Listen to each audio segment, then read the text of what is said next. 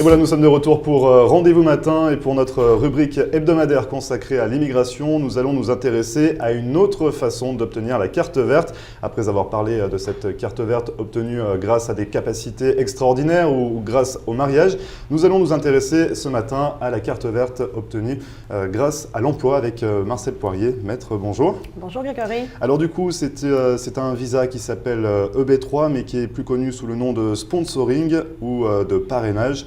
Vous pouvez nous en parler un petit peu plus. À qui ce visa s'adresse-t-il? Alors, la carte verte n'est pas un visa, c'est une carte verte qui est basée sur une offre d'emploi. Alors, c'est une promesse d'embauche dans le futur. Ça peut être une société pour laquelle les gens travaillent déjà avec un visa de travail. Par exemple, un boulanger qui est ici aux États-Unis avec une expertise dans le pain ou avec la société peut être parrainé par cette société. Mais ce qui est intéressant dans ce cadre de EB3, ça s'appelle EB3, nous avons parlé du EB1 qui étaient les gens qui étaient extraordinary, qui étaient avec des capacités extraordinaires.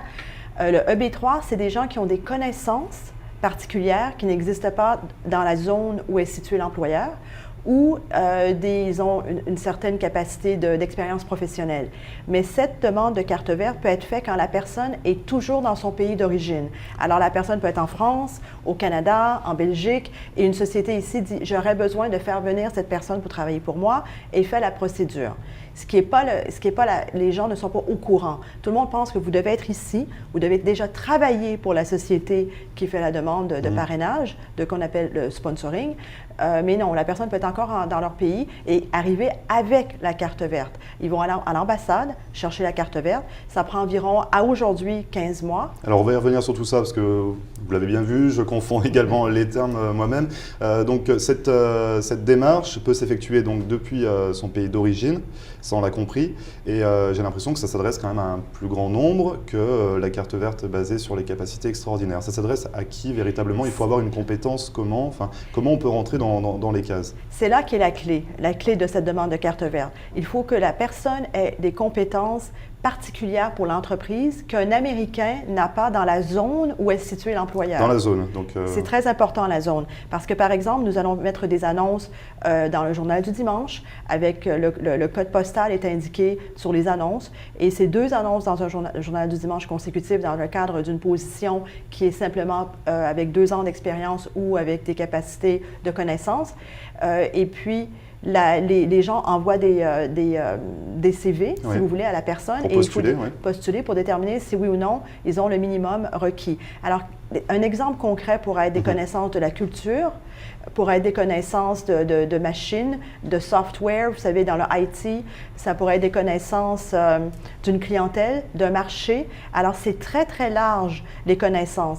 Il faut que ça soit un item que nous pouvons déterminer qu'un Américain ne peut pas avoir et qu'il ne peut pas obtenir par si vous voulez, comment je vous dirais, le training qu'un employeur peut donner. Alors, c'est quelque chose qu'ils apportent de leur pays aux États-Unis. Par exemple, je vous disais, moi j'ai une assistante à mon bureau que nous avons demandé la carte verte pour elle parce qu'elle avait des connaissances dans la culture française et des connaissances de l'administratif français. Qui ne se retrouvent pas ici. Pour ma clientèle, parce que ma clientèle est française, majorité française. Alors, sa carte verte a été accordée en 12 mois. Alors, avant, cette attente était entre 5 et 7 ans, ce qui a été une réforme importante pour nous dans l'immigration parce que maintenant, ils ont coupé entre 12 et 15 mois. Mais un des problèmes les plus importants pour cette demande de carte verte, c'est que le salaire offert n'est pas déterminé ni par l'employé, ni par l'employeur, ni par nous. Donc, on va en parler. Donc, déjà, premièrement, pour pouvoir bénéficier de cette carte verte, il faut avoir 2 ans d'expérience ou 2 ans de formation dans un domaine, ne pas prendre la place d'une personne sur le territoire qui pourrait remplir ces qualifications. Et au moment où on est éligible, comment se passe la procédure? Quelle est la démarche à établir? Il me semble qu'il y a une Labor Certification auprès de l'employeur. C'est assez strict en fait au niveau de l'employeur. C'est très très compliqué. C'est très compliqué et c'est une procédure qui est, comme vous expliquez, stricte et contrôlée. Alors la première étape pour moi, avant même d'accepter un dossier, c'est de demander les taxes de l'employeur, du sponsor. Parce que la société financièrement doit qualifier. Elle doit être en mesure de payer ce salaire. Elle doit aussi avoir d'autres employés. Ça ne peut pas être la seule personne parce que l'employé qui vient de l'étranger ne peut pas avoir aucun contrôle dans la société, aucune part dans la société, aucun contrôle sur la position. Alors, c'est pour ça qu'il regarde souvent s'il y a d'autres employés.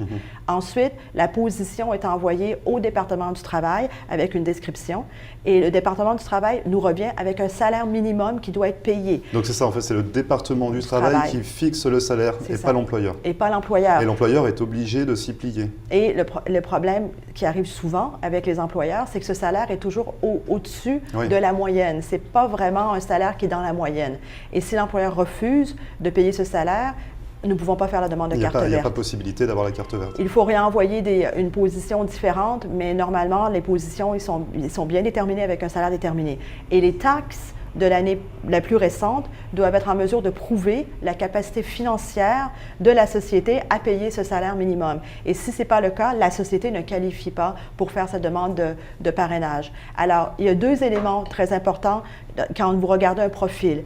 La capacité financière de la société et quelles sont l'expertise ou les connaissances de cette personne que nous pouvons utiliser pour faire venir aux États-Unis pour travailler pour cet employeur. Et vous l'avez dit, la démarche a été accélérée. De 5 à 7 ans, on passe de 12 à 15 mois. Dans le moment, c'est ça. Est-ce que ça va rester? Nous ne savons pas encore. Avec la nouvelle administration, ça fait partie des réformes d'Obama. Mais maintenant, est-ce que ça va rester entre 12 et 15 mois? Pour le moment, c'est toujours le cas. Mais ça peut revenir pendant presque 20 ans. C'est entre 5 et 7 ans d'attente. Alors, il y a une version également premium pour obtenir cette carte verte? Pas pour la certification. Alors, c'est en deux parties. Oui, la certification pour l'employeur et après pour la demande de carte verte. Alors, la certification dure entre 10 et 12 mois. Une fois la position certifiée par le département du travail, vous pouvez payer, la personne peut payer un premium processing. Pour avoir la carte verte en 15 jours. Une réponse et après, le changement de classification se fait en 4 mois ou aux États-Unis ou à l'ambassade américaine ou du pays d'origine. Et on est d'accord qu'on parle d'une carte verte permanente, pas temporaire? De 10 ans, c'est ça. Elle n'est pas temporaire comme, vous savez, les gens qui investissent ces 500 000 $, c'était 2 ans, comme nous avions discuté, ou le mariage était 2 ans. Cette carte verte est tout de suite valide pour 10 ans. Mais la personne doit aller travailler pour cet employeur. Très bien.